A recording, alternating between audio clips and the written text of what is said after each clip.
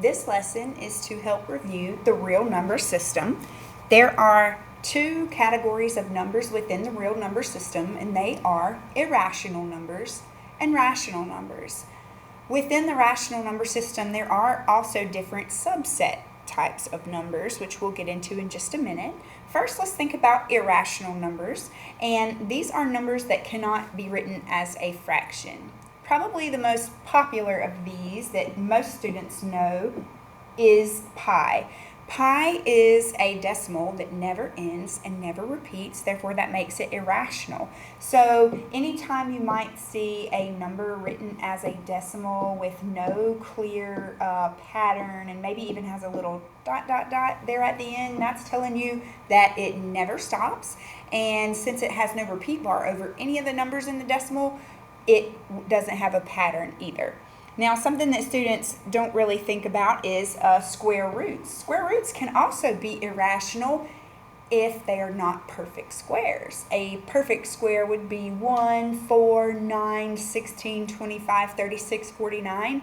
And anytime you do not see a number that is a perfect square up underneath a square root radical, that would make it irrational. The same could even be true for cube roots. So if you see a cube root and a number underneath that is not a perfect cube, then it would also be irrational. So just to recap, irrational numbers are numbers that cannot be written as a fraction. That means they have decimals that do not end, never end, and never repeat.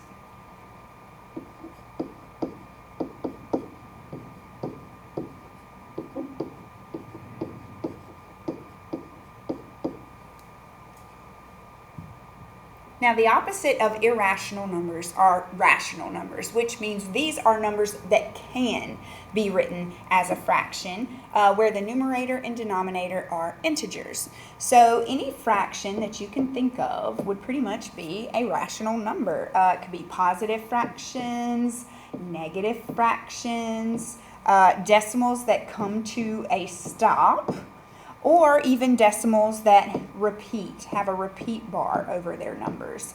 These are all rational types of numbers. They can be written as a fraction. Now, as I said, their decimals always stop or repeat.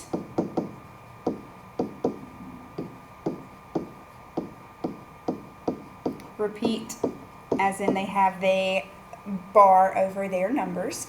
And within rational numbers, there are other types of numbers as well included in the rational number category. They belong in their own different categories because they have their own set of rules.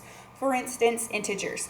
Integers are whole numbers that can be positive, negative, or zero. So no decimals, no fractions, whole numbers only. Let me start with, let's say, -3, and let me pretend like I am filling in a number line for you. We are used to seeing number lines count by whole numbers or integers like you would on a coordinate plane.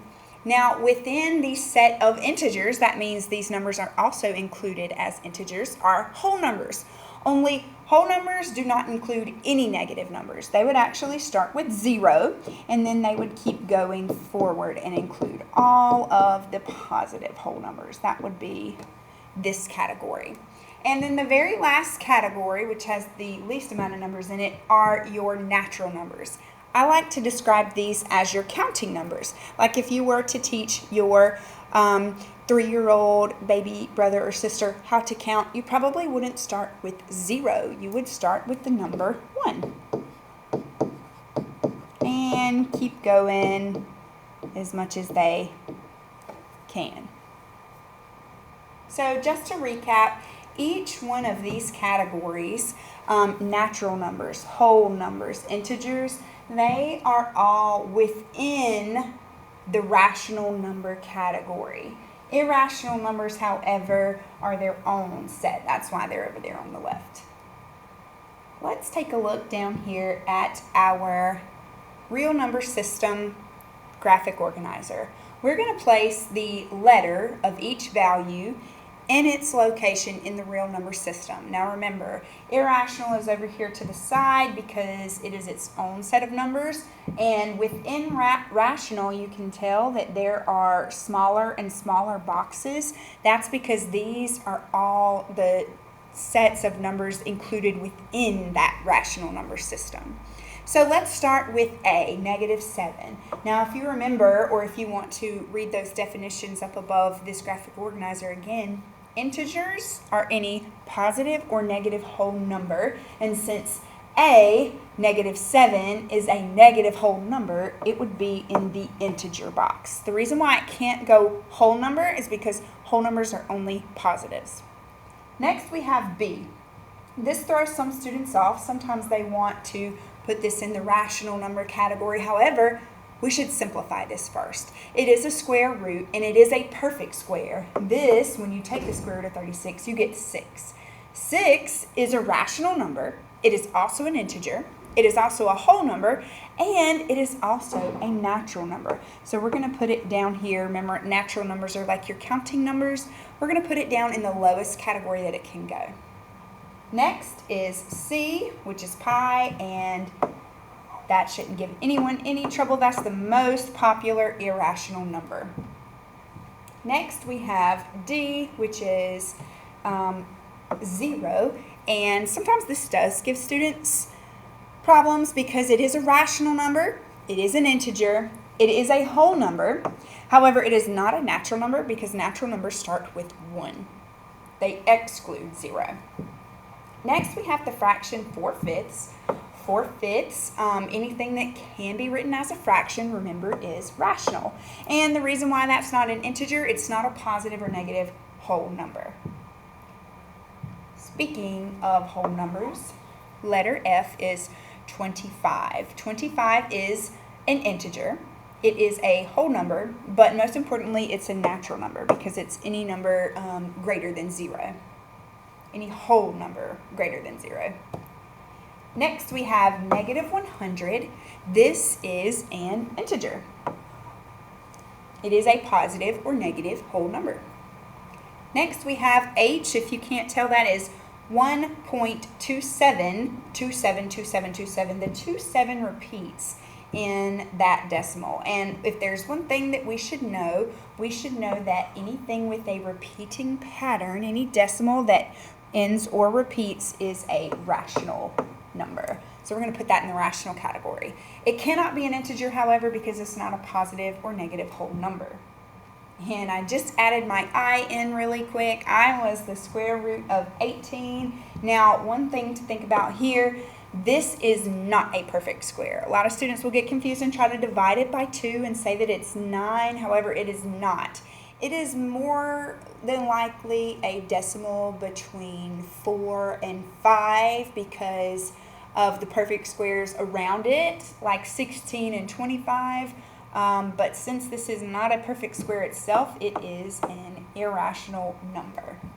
Next, we have the fraction -22/7. This is not an integer because it cannot be written as a positive or negative whole number, but it is a fraction, so we would put that in the rational number category. We also have another fraction, which is K, 1 2/3. Any mixed numbers that are not positive or negative whole numbers would go in the rational category. And we've got L. L is 3. 3 is an integer, a whole number, and a natural number. And last but not least, M is 1.25. That is a decimal that stops, so it is a rational number.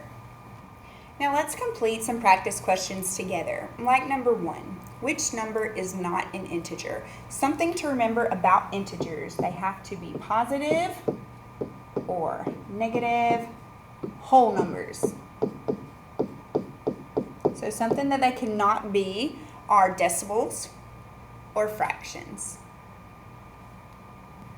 Now, I know when I say that, you might look at the answer choices C and D say, well, C is a decimal and D is a fraction. So there are 2 answers that are not integers.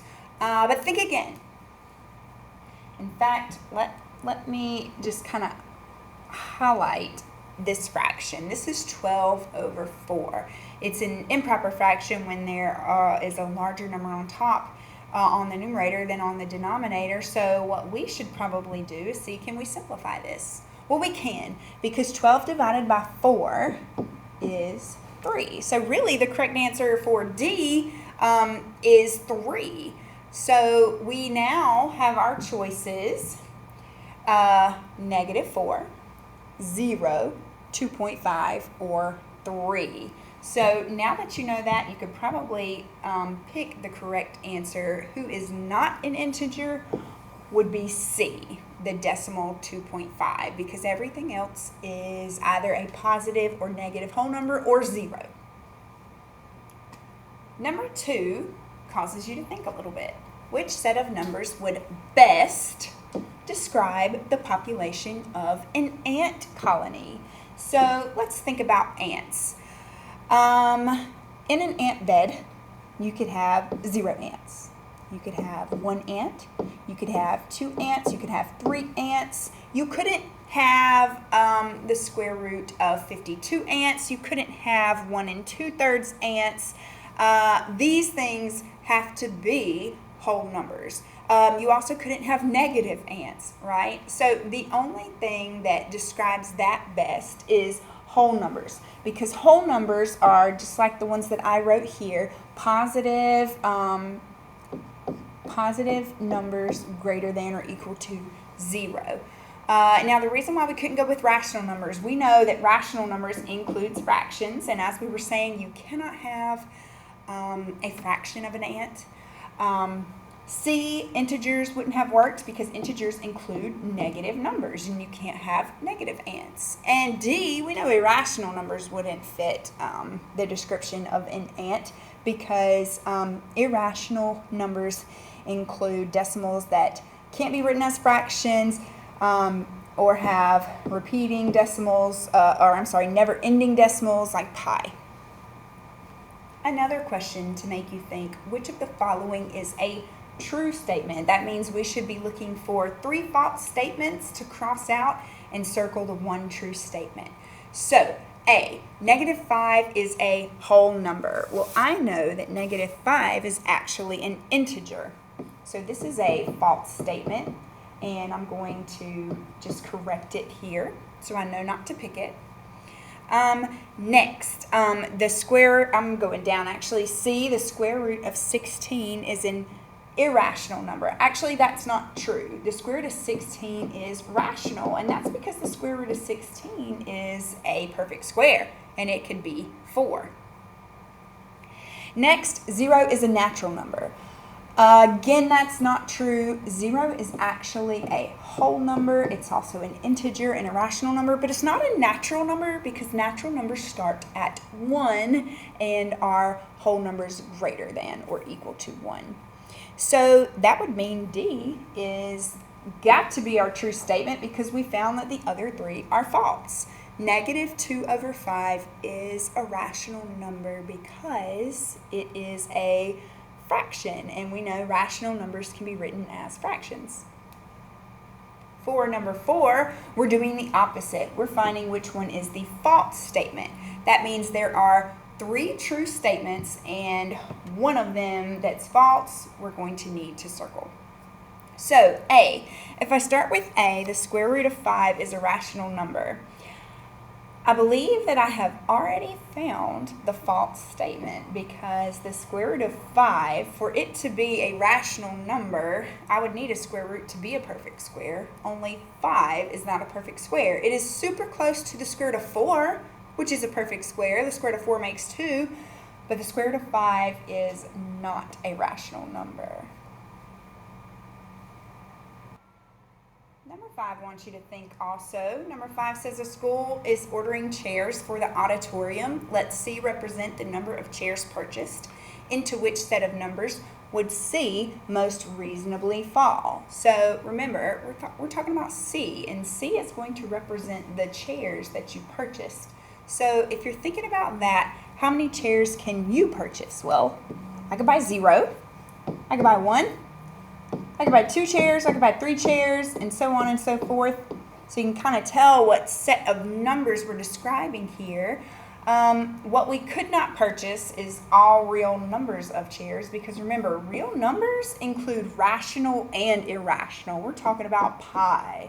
We're talking about fractions, and we're talking about negative decimals. We cannot buy these sets of number chairs. The same with D. D, all irrational numbers, is included in the real numbers, so we could not buy pi number of chairs. All rational numbers where C is greater than or equal to 0, or all integers where C is greater than or equal to 0. So we have a choice to make here. Should we go with integers or should we go with rational numbers? Now normally we would know that integers include negative numbers like -2, -1, 0, 1, 2, 3, and so on and so forth. However, this answer choice specifies these are just integers that are greater than or equal to 0. So we're crossing out the negatives, and you're basically talking about all whole numbers here, which is exactly what we described when we were talking about the types of numbers of chairs that you could buy. So for number 6, we have a choice to make. Are integers always, sometimes, or never whole numbers? So if you think about what an integer is, being a positive or negative whole number or 0, and if you think about what a whole number is, whole numbers are numbers that can't be decimals or fractions, so 0, 1, 2, 3, 4, then you probably know that integers are sometimes whole numbers. For example, like in our problem in number 5, we were talking about all the integers that are greater than or equal to 0, which are actually just your whole numbers. So sometimes your whole numbers are included in the integer category.